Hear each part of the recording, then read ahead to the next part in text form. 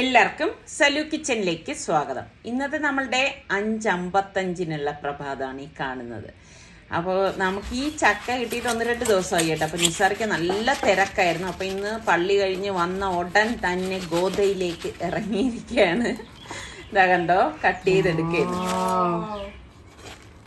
നല്ല ചക്കയായിരുന്നു. ഈ സൈഡ് കുറച്ച് പോയി, അതാണ് ചെറിയ സ്മെല്ല് വന്നത്. ഈ ഭാഗം ഓക്കെ, പക്ഷെ ഇപ്പൊ പഴുത്തിട്ടേ ഉള്ളൂ കേട്ടോ. ഈ ഭാഗം ഓക്കെ, പക്ഷെ ഇത് കാണാൻ കൊള്ളാം, പക്ഷെ ഇത്രയും പോയി. നമ്മൾ ആരെയും പുറം വെച്ചിട്ട് അളക്കരുത്. അല്ല, അതാ പുറം വെച്ച് കാണാതാ അളിഞ്ഞിരിക്കുന്നു. അളിഞ്ഞ ഭാഗം കട്ട് ചെയ്ത് വിടുക.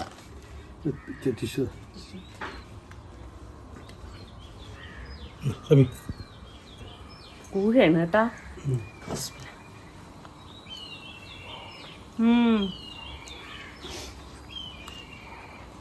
അടിപൊളി ഐസ്ക്രീം കഴിക്കുമ്പോൾ പോലെയുണ്ട്.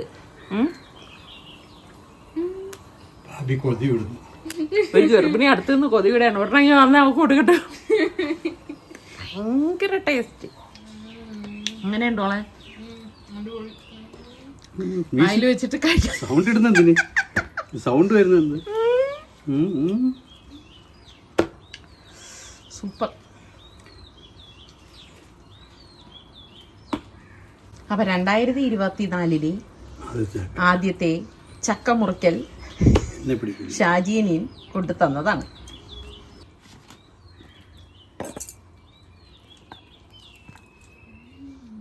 ചക്ക കൂഴയിപ്പിക്കൊല്ലത്ത്, പക്ഷെ നല്ല ടേസ്റ്റ് കേട്ടാ. ഉള്ളതാവട്ടെ.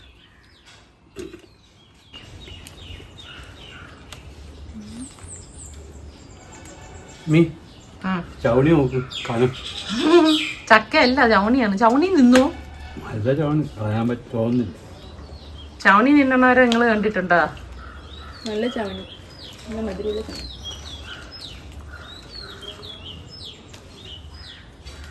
അത്രേ ഉള്ളൂ. ഇത്രയും ചുളയെ കിട്ടിയിട്ടുള്ളൂ. രാവിലെ തന്നെ തേങ്ങ വെട്ടുകാരൻ വന്നു. അപ്പം നമ്മൾ തലേ ദിവസം ഏജൻസിയിൽ വിളിച്ച് ബുക്ക് ചെയ്യണം കേട്ടോ. എനിക്കൊന്ന് രാവിലത്തെ വെട്ട് നമ്മളുടേതാണെന്ന് തോന്നുന്നു. കാരണം അയാൾ വന്നിട്ട് ഇതായുടെ മെഷീനിലൊക്കെ ഓയിലിടെ എന്തൊക്കെ ചെയ്യാണ്. അപ്പം ഇത് കാണുമ്പോൾ നമുക്ക് വളരെ സിമ്പിളായിട്ട് തോന്നും ഈ ഒരു മെഷീനൊക്കെ. പക്ഷേ അതിലുള്ള റിസ്ക് എന്ന് പറയുന്നത് കുറച്ച് കൂടുതലല്ലേ എന്ന് തോന്നിപ്പോവും കേട്ടോ. ഇതേ കണ്ട, ഈ ഒരു സംഭവം എന്തൊക്കെ അങ്ങോട്ടും ഇങ്ങോട്ടൊക്കെ ആക്കുന്നുണ്ട്. അത് നല്ല ഫ്ലെക്സിബിൾ ആവാനാണെന്ന് തോന്നുന്നു ഇങ്ങനെയൊക്കെ ചെയ്യുന്നത്. അപ്പം ഇനിയും ഈ പറഞ്ഞ മാതിരി ഓരോരോ രീതികൾ ഓരോരുത്തർ കണ്ടുപിടിച്ച് വന്നുകൊണ്ടിരിക്കുകയല്ലേ. അപ്പോൾ അതാ കണ്ട, സ്റ്റെപ്പ് പോലെ അവർ ചവിട്ടി കയറിയാണ് തെങ്ങിലേക്ക് എത്തുന്നത്. ഇപ്പോൾ പണ്ടത്തെ കാലത്തൊക്കെ ആണെങ്കിൽ അവർ കാലിൽ ഒരു തോർത്ത് ചുറ്റിയിട്ടൊക്കെയല്ലേ പോകുന്നത്. അപ്പോൾ അവർ തേങ്ങ വെട്ടാണ്. പക്ഷേ ഇവര് വെട്ടുന്നത് നമ്മുടെ പഴയ കാലത്ത് തേങ്ങ വെട്ടുന്നത് തമ്മിൽ വ്യത്യാസമുണ്ട് കേട്ടോ. മറ്റവരാണെങ്കിൽ എല്ലാം ഒതുക്കി എടുത്തൊക്കെ വെട്ടും. ഇവരങ്ങനെയൊന്നുമില്ല, വെട്ടി താഴെ ഇടും, ഒരൊറ്റ പോക്ക് ഇതുപോലെ അങ്ങ് പോകും. അപ്പം എനിക്ക് നല്ല പച്ച മാങ്ങ കിട്ടിയിട്ടുണ്ടായിരുന്നു. അപ്പം ഞാനത് നന്നായിട്ടൊന്ന് കഴുകിയിട്ടൊന്ന് തുടച്ചെടുക്കേനെ കേട്ടോ. അപ്പം ഞാൻ വിചാരിച്ചു വെട്ടുമാങ്ങ അച്ചാറുണ്ടാക്കാമെന്ന്. അപ്പം നല്ല മാങ്ങയാണ് കേട്ടോ കിട്ടിയത്. നല്ല ഇതുപോലത്തെ മാങ്ങയൊക്കെ കിട്ടുമ്പോഴാണ് നമുക്ക് ഈ വെട്ടുമാങ്ങ അച്ചാറുണ്ടാക്കാൻ നല്ല സൗകര്യം. അപ്പം ഞാൻ ഒട്ടും വെള്ളം ഇരിക്കാൻ പാടില്ല, അതുകൊണ്ടാണ് കഴുകിയിട്ട് നല്ലതുപോലെ ഒന്ന് തുടച്ചെടുക്കുന്നത്. തുടച്ചെടുത്ത ശേഷം ഈ മാങ്ങ ഇതുപോലെ വെട്ടിയെടുക്കും കേട്ടോ. അതിൻ്റെ ആ മാങ്ങാണ്ടിയും ഇതുപോലെ ആ വെട്ടിൽ കട്ടായി കിട്ടും. ഇങ്ങനെയാണ് കുറച്ച് വലിയ പീസായിട്ട് കട്ട് ചെയ്തിട്ട് നമുക്ക് പാകത്തിനുള്ള ഉപ്പിട്ട് ഇതുപോലെ ഒന്ന് തട്ടിക്കുടഞ്ഞ് വെക്കും. അപ്പം ഇതിൻ്റെ ഡീറ്റെയിൽസ് ആയിട്ട് ഞാൻ ചെയ്യണത് നമ്മളുടെ ഷോർട്ടിൻ്റെ വീഡിയോയിൽ കാണിച്ചിട്ടുണ്ട് കേട്ടോ. അപ്പം കാണാത്തവരൊന്ന് കണ്ടു നോക്കുക. എന്നിട്ട് ഞാൻ അതിൽ നിന്ന് ഒരു മാങ്ങ എടുത്തൊന്ന് കടിച്ചു നോക്കി. അപ്പം അത്യാവശ്യം നല്ല പുളിപ്പൊക്കെ ഉണ്ട് കേട്ടോ. അപ്പം ഞാൻ സൗകര്യത്തിന് വേണ്ടി ഒരു ഉരുളിയിലേക്ക് ഈ മാങ്ങയൊന്ന് തട്ടിയിടണേ കേട്ടോ. ഇനി നമുക്കിതിലേക്ക് പൊടികൾ ഇട്ട് കൊടുക്കാം. പൊടികൾ എന്ന് പറയുമ്പോൾ ഞാൻ കുറച്ച് ഉലുവയും കടുകും വറുത്തതിലേക്ക് കാശ്മീരി ചില്ലി പൗഡറും കായപ്പൊടിയും മഞ്ഞൾപ്പൊടിയും കൂടി ചേർത്ത് ഒന്ന് വറുത്തിട്ട് പൊടിച്ചെടുത്തതാണ്. ആ പൊടി ഇതിലേക്കിട്ട ശേഷം നല്ല തിളപ്പിച്ച് തണുത്ത നല്ലെണ്ണയാണ് കേട്ടോ. ആ നല്ലെണ്ണയാണ് കുറേശ്ശെ ഇതിലേക്ക് ഒഴിച്ചിട്ട് ഞാൻ ഇളക്കി എടുക്കുന്നത്. അപ്പം പ്രത്യേകം ശ്രദ്ധിച്ചേക്കണം, നല്ലെണ്ണ തിളപ്പിച്ച ശേഷം അത് തണുക്കണം. എന്നിട്ട് ഇതുപോലെ നമുക്ക് ആവശ്യത്തിനനുസരിച്ച് കോരി ഒഴിച്ച് നല്ലതുപോലെ ഒന്ന് മിക്സ് ചെയ്തെടുക്കണം. അപ്പം അച്ചാറായതുകൊണ്ട് തന്നെ കുറച്ച് നല്ലെണ്ണ മുന്തി നിൽക്കണം കേട്ടോ. നല്ലെണ്ണ തന്നെ ഉപയോഗിക്കണം, എങ്കിൽ മാത്രമേ വെട്ടുമാങ്ങ നല്ല ടേസ്റ്റ് ആയിരിക്കത്തുള്ളൂ. അപ്പം ഞാൻ ഇതിൽ നിന്ന് ഒരെണ്ണം എടുത്തൊന്ന് കഴിച്ച് നോക്കാൻ പോവുകയാണ്. കണ്ടോ, ഇത് വായിലോട്ട് ഇടുമ്പോൾ തന്നെ സത്യം സൂപ്പർ പുളിയൊക്കെ ഉള്ളതുകൊണ്ട് അടിപൊളി ടേസ്റ്റാണ് കേട്ടോ. അപ്പോൾ അടിപൊളി രുചിയാണ്. അപ്പം നിങ്ങൾ ഈ വെട്ടുമാങ്ങ ട്രൈ ചെയ്യണം. ഇതിന് വിനാഗിരിയുടെ ഒന്നും ആവശ്യമില്ല. അപ്പം ഇത് ഇപ്പം ഞാൻ കുപ്പിയിലേക്ക് ആക്കത്തില്ല, കുറച്ച് കഴിഞ്ഞേ ചെയ്യത്തുള്ളൂ. അപ്പം ഞാൻ നോക്കുമ്പോഴേക്ക് സൽമാൻ അവനുള്ള സാലഡ് തയ്യാറാക്കുകയാണ് കേട്ടോ. ഇപ്പോൾ ഇങ്ങനെയൊക്കെയാണ് സൽമാൻ്റെ മെനു എന്ന് പറയുന്നത്. അപ്പോൾ പൂർണ്ണമായിട്ട് ഈ ഒരു ഡയറ്റിലേക്ക് വന്നോന്ന് ചോദിച്ചാൽ എത്തിയിട്ടില്ല, എന്നാലും അവനാൽ കഴിയുന്ന രീതിയിൽ ഡയറ്റ് ചെയ്യുന്നുണ്ട് കേട്ടോ. ഇപ്പം പെട്ടെന്ന് നമ്മളെല്ലാം കഴിച്ചുകൊണ്ടിരുന്നിട്ട് അതിലേക്ക് പൂർണ്ണമായിട്ട് എത്തുക എന്ന് പറയുമ്പോൾ സ്ലോലി ചെയ്തെടുക്കാനേ പറ്റത്തുള്ളൂ. അപ്പം അവൻ എന്തോ ഫ്രൂട്ട്സോ ആപ്പിളോ പൊമഗ്രാനേറ്റും പിന്നെ ക്യാപ്സിക്കവും പിന്നെന്തായിട്ടിരിക്കണത് കുക്കുംബറാണെന്ന് തോന്നുന്നു, എന്തൊക്കെയോ ഇട്ടിട്ട് അവൻ തന്നെ കട്ട് ചെയ്തെടുത്തതാണ് കേട്ടോ. ഇനിയിപ്പോൾ എപ്പോഴും അവൻ തന്നെ അല്ലേ ഇതൊക്കെ ഉണ്ടാക്കാനുള്ളത്.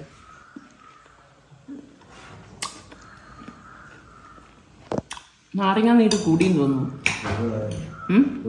കൊള്ളാം. അപ്പൊ ഞാൻ നേരെ കിച്ചണിലേക്ക് വന്നു. ഇതാക്കണ്ട, ഇപ്പൊ നല്ല കൊഴുകൊഴാന്നിരിക്കുന്നതുണ്ട്. അതാ ഉപ്പ്, നമ്മളുടെ നല്ലെണ്ണ ഇതൊക്കെ ചേർന്ന് വരുമ്പോൾ കുറച്ച് നേരം ഇരിക്കുമ്പോഴേക്ക് ഈ ഒരു പരുവാകും കേട്ടോ. ഒരു തുള്ളി വെള്ളം ചേർക്കരുത്, അത് പ്രത്യേകം ശ്രദ്ധിച്ചേക്കണം. ഞാനിപ്പോൾ ഇത് കുപ്പിയിലേക്ക് ആക്കാൻ പോവുകയാണ്. കുപ്പി നന്നായിട്ട് കഴുകി തുടച്ച് വെയിലത്ത് വെച്ച് ഉണക്കിയെടുത്ത കുപ്പിയായിരിക്കണം. അപ്പം നമ്മൾ നല്ല രീതിയിൽ അച്ചാർ ഇടുകയാണെങ്കിൽ അത് കുറേ കാലം കേടാകാതിരിക്കും കേട്ടോ. അപ്പം ഞാൻ കുപ്പിയിൽ നിറച്ച ശേഷം മീതെ ഇതുപോലെ നമ്മൾ തിളപ്പിച്ചാറിയ നല്ലെണ്ണ ഉണ്ടല്ലോ അതൊന്നും ഒഴിച്ചു കൊടുക്കുകയാണ്. ഇത് കേടാകത്തേ ഇല്ല കേട്ടോ. ഇതിപ്പം ഞാൻ അടച്ചിട്ട് ഒന്ന് ഇടയ്ക്കിടയ്ക്ക് കുലുക്കി കൊടുക്കും. അപ്പം നിങ്ങൾക്ക് ഈ വെട്ടുമാങ്ങ അച്ചാർ ഇഷ്ടമാണോ? ഉണ്ടാക്കിയിട്ടുണ്ടോ നിങ്ങൾ ഈ വെട്ടുമാങ്ങ അച്ചാർ? അതേ കഴിച്ചിട്ടുണ്ടോ ഒന്ന് പറയണം കേട്ടോ. സൂപ്പർ ടേസ്റ്റാണ് ഈ ഒരു അച്ചാറ്. ട്രൈ ചെയ്തിട്ടില്ലെങ്കിൽ ട്രൈ ചെയ്ത് നോക്കണേ. അപ്പം നമ്മളുടെ വീട്ടിലൊരു പുതിയ അതിഥി എന്ന് തന്നെ പറയാം. നമ്മുടെ റിസ്വാൻ ഉള്ളപ്പോഴാണ് പുള്ളിക്കാരൻ ഇവിടെ എത്തണത് കേട്ടോ. അപ്പം ഇപ്പം എത്തിയിരിക്കണത് നമ്മുടെ ഷീല ചേച്ചി കൊണ്ടുവന്ന സാധനത്തിന് മണം പിടിച്ച് വന്നതാണ് കേട്ടോ. അപ്പോൾ അതിങ്ങനെ വന്ന് ഡിസ്റ്റർബ് ഒന്നും ചെയ്യത്തില്ല, ഇങ്ങനെ ആ മതിലിൻ്റെ മുകളിൽ നിൽക്കും. അപ്പം നിസ്സാറിക്കൊക്കെ ഭയങ്കര അനുകമ്പ വന്ന് ഷീല ചേച്ചിയുടെ അതിന് കൊടുക്കാൻ വേണ്ടിയിട്ട് വാങ്ങിക്കുകയാണ്. വാങ്ങിച്ചിട്ട് ഇപ്പോൾ അവിടെ വെച്ചു കൊടുക്കുകയാണ്. ഞാൻ പറഞ്ഞു ഈ മതിലൊക്കെ ചീത്താക്കും എന്ന് പറഞ്ഞപ്പോൾ പറഞ്ഞു ഇല്ല അതിപ്പം നക്കി തുടച്ചോളൂ എന്ന് പറഞ്ഞു. അത് ശരി തന്നെയാണ് കേട്ടോ. ഞാൻ കണ്ട് മനസ്സിലാക്കിയതിൽ നിന്ന് ഈ പൂച്ചയ്ക്ക് മട്ടൺ, ചിക്കൻ, ബീഫ് ഇതിന് ഒന്നും വലിയ പ്രിയമില്ല. പ്രിയം കൂടുതൽ ഈ മീനിനോട് തന്നെയാണ് കേട്ടോ. അപ്പം അത് കഴിച്ചു കഴിഞ്ഞപ്പോഴേക്ക് അടുത്ത് ഇങ്ങനെ ഒരു ഊഴവും കാത്ത് ഇങ്ങനെ നിൽക്കുകയാണ്. ഞാൻ നേരത്തെ പറഞ്ഞതുപോലെ ശല്യം ഒന്നും ചെയ്യത്തില്ല കേട്ടാ. എന്തൊക്കെയോ പ്രത്യേകതകൾ ഞാൻ ഈ ഒരു പൂച്ചയിൽ കാണുന്നുണ്ട്. അപ്പം ഷീല ചേച്ചി ഇങ്ങനെ മീൻ മുറിക്കുന്നത് പൂച്ചയെക്കാളും ഉന്നം വെച്ച് നിൽക്കുന്ന ഒരാൾ അടുത്തുണ്ട് നിസാറ് കേട്ട. അടുത്ത് ഒരു മീൻ പൂച്ചയ്ക്ക് വെച്ചു കൊടുത്തു. അപ്പം ആ പൂച്ച അതിങ്ങനെ ഭയങ്കര സന്തോഷത്തോടു കൂടിയാണ് കഴിക്കുന്നത് കേട്ടാ. നമ്മളിങ്ങനെ ഏത് മൃഗമായാലും സന്തോഷത്തോടു കൂടി കഴിക്കുന്നത് കാണുമ്പോൾ തന്നെ നമ്മളുടെ മനസ്സ് നിറയും. നോക്കിക്കേ, അത് പാവം വിശന്നിരിക്കായിരുന്നു എന്ന് തോന്നുന്നു. എവിടെ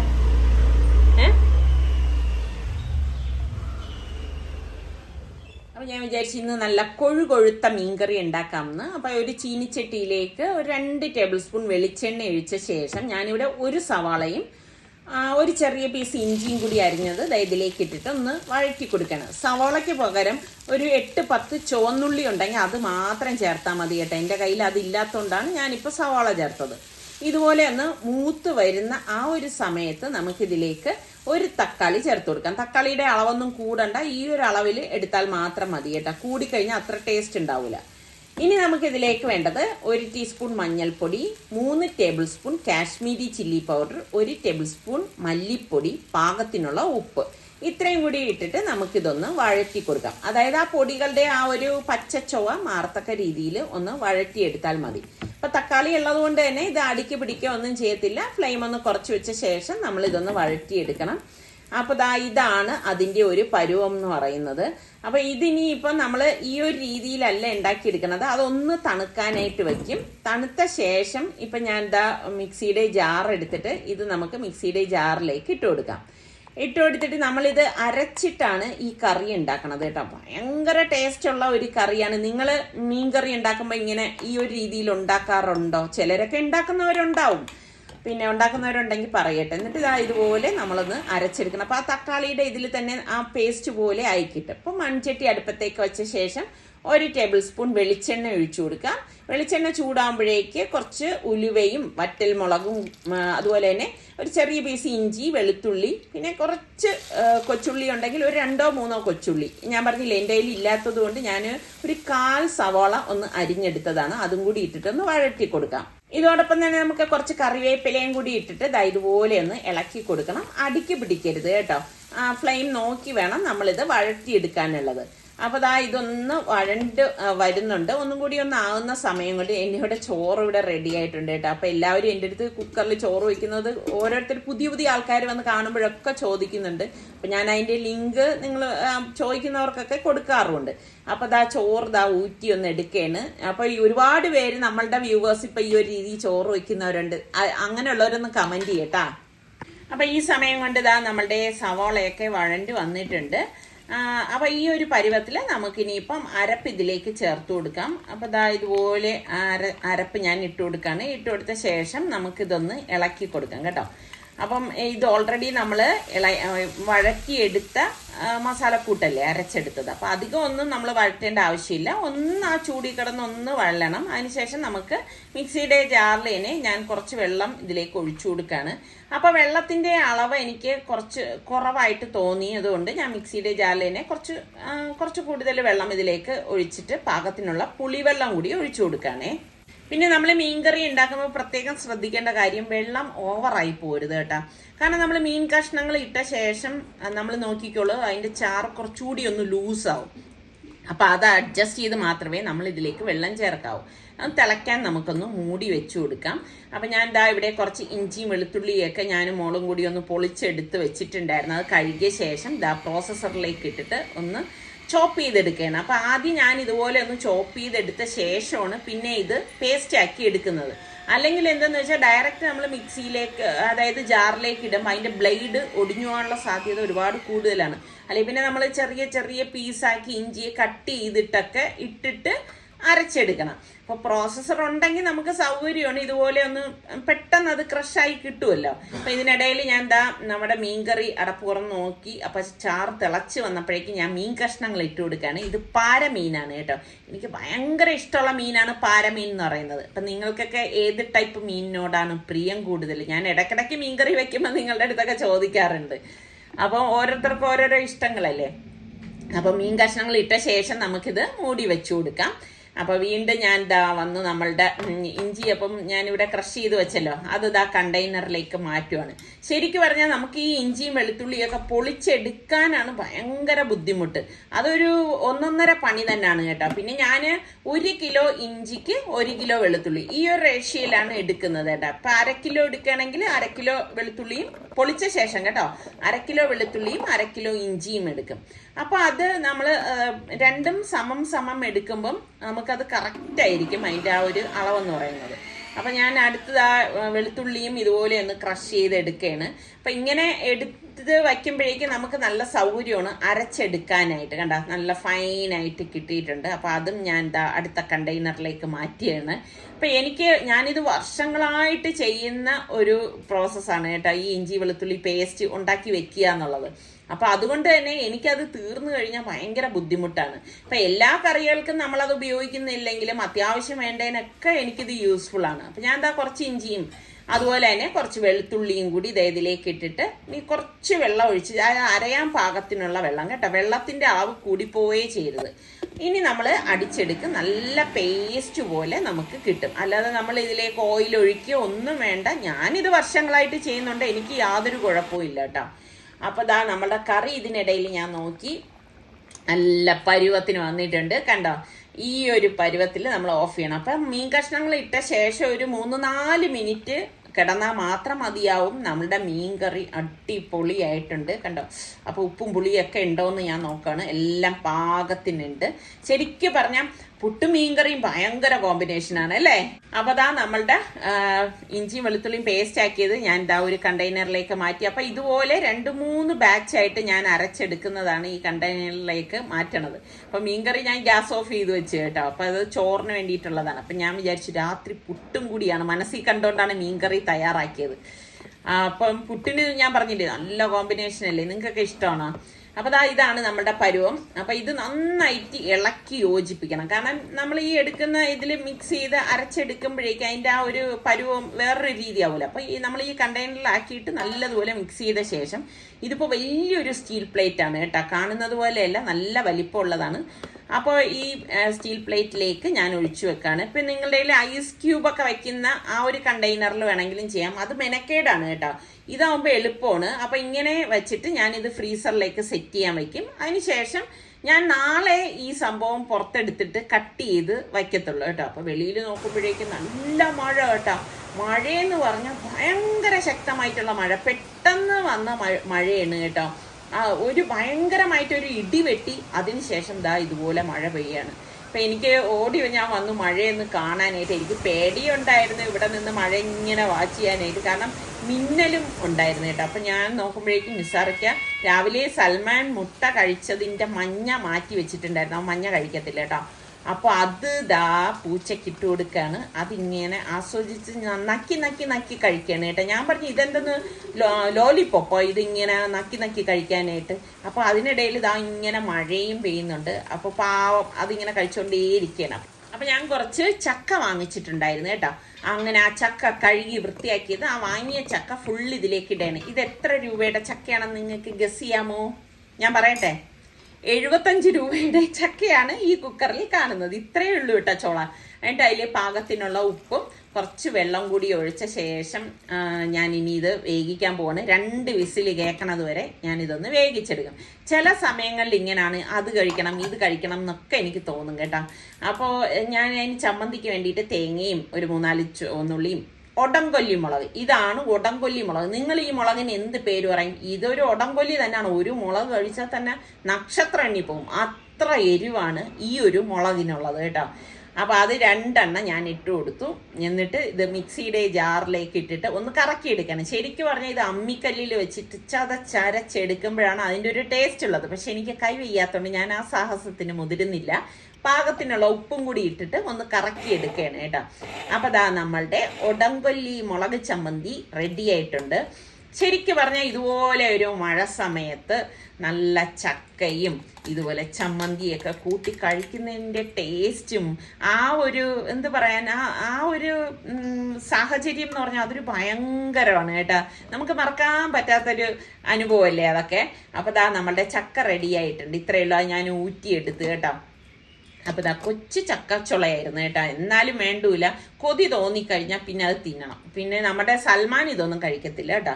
ഇപ്പം ഞാനും മോളും നിസാർക്കയും കൂടിയാണ് ഇത് കഴിക്കുന്നത്. അപ്പോൾ ഇത് ഈ ചമ്മന്തിയും കൂട്ടി കഴിക്കുമ്പോൾ സൂപ്പർ ടേസ്റ്റാണ്. അങ്ങനെ ഇത് കഴിക്കാൻ ചായയൊക്കെ ഇട്ട് വരാന്തയിലേക്ക് ഞാൻ കൊണ്ടുവച്ചപ്പോഴാണ് വെള്ളം, ഈ സാധാരണ നമ്മുടെ വരാന്തയിൽ വെള്ളമൊന്നും കയറത്തില്ല, പക്ഷെ ഇത് ശക്തമായിട്ടുള്ള കാറ്റടിച്ച് ആ മഴവെള്ളം എല്ലാം വരാന്തയിലേക്ക് വന്നു. അപ്പോൾ അതൊന്ന് വൈപ്പ് ചെയ്ത് വിടയാണ്, അല്ലെങ്കിൽ നമ്മൾ തെന്നി വീഴത്തില്ലേ. അപ്പോൾ അതിപ്പോൾ വൈപ്പ് ചെയ്ത് കഴിഞ്ഞാൽ പെട്ടെന്ന് അത് ഉണങ്ങി കിട്ടും. അപ്പം മഴയ്ക്ക് ചെറിയൊരു ശമനം വന്നു. കണ്ട, വരാന്തയിലൊക്കെ കാറ്റടിച്ച് കയറിയതാണ്. ഇതെല്ലാം കയ്യോടെ നമ്മൾ ചെയ്തില്ലെങ്കിൽ പണി കിട്ടും. അപ്പം അങ്ങനെ ഇതെല്ലാം ഒന്ന് വൈപ്പ് ചെയ്ത് മാറ്റണം. നമ്മൾ ഈ അപ്പോഴപ്പോഴുള്ള പണി അപ്പോഴപ്പോഴും ചെയ്ത് തീർത്ത് കഴിഞ്ഞാൽ ഭയങ്കര സമാധാനമാണ് കേട്ടോ. കണ്ടോ, മഴവെള്ളം ഇങ്ങനെ എപ്പോഴും മഴ പെയ്യുന്നുണ്ട്, വലുതായിട്ടില്ല. എന്നാലും നമ്മളുടെ പുതിയ താരം അവിടെ ഇരുന്ന് എന്തോ കഴിക്കുകയാണ്. അങ്ങനെ ഈ മഴയത്ത് നമ്മൾ കുറച്ച് സൊറയൊക്കെ പറഞ്ഞിരുന്ന് കഴിച്ചുകൊണ്ടിരിക്കുകയാണ്. റിസ്വാനെവിടെ പോയി? റിസ്വാനെവിടെ? റിസ്വാനൊക്കെ എവിടെ പോയി? അറിഞ്ഞൂടാ രാവിലെ നോക്കിയല്ലോ. അപ്പൊ നീ ഇവിടെ ഇല്ല. അപ്പൊ അപ്പം ഇതൊക്കെയാണ് നമ്മളുടെ ഇന്നത്തെ വിശേഷങ്ങൾ എന്ന് പറയുന്നത്. ഞാൻ എപ്പോഴും പറയുന്ന പോലെ നിങ്ങൾക്ക് ഇഷ്ടപ്പെട്ടാൽ ലൈക്ക് ചെയ്തേക്കണേ.